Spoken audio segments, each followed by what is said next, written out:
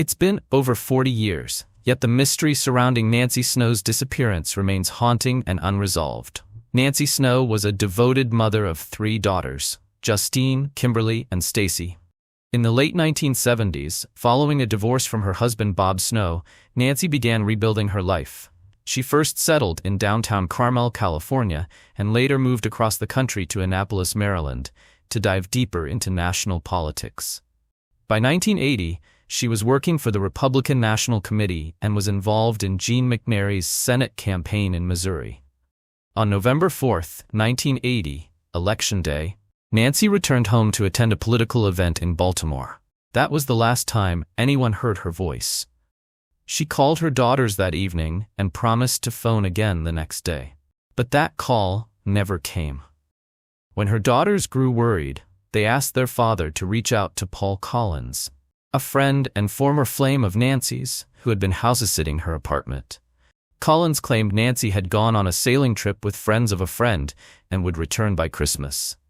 But Christmas came and went, and Nancy never showed up.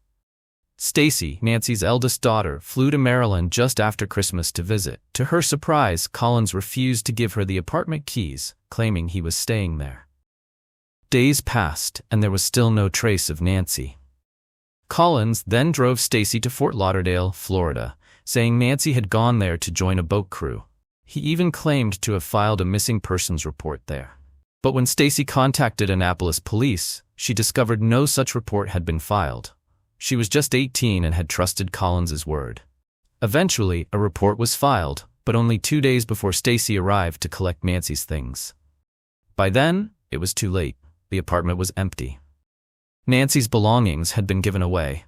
One woman was even found wearing Nancy's nightgown, eating off her plates, and sleeping in her bed. Stacy was devastated. Investigators soon uncovered more troubling details.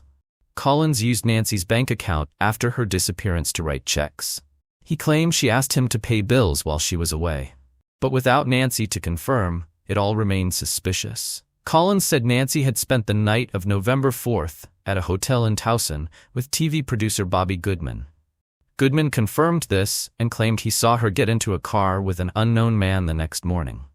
Collins then said he picked Nancy up, and days later, she supposedly met a man named Captain J at a bar and left to transport boats to the Caribbean. But no solid evidence supports this boat trip. Police now believe Nancy never made it out of Maryland. In 2005, Collins was brought before a grand jury but invoked his Fifth Amendment rights. In 2009, during a 2-hour immunity-protected interview, Collins changed his story again, saying he picked Nancy up at the Baltimore airport, not the Towson Hotel. Collins remains a person of interest, but no charges have ever been filed. Nancy was declared legally dead in 1988. A year later, her case was reclassified as a homicide.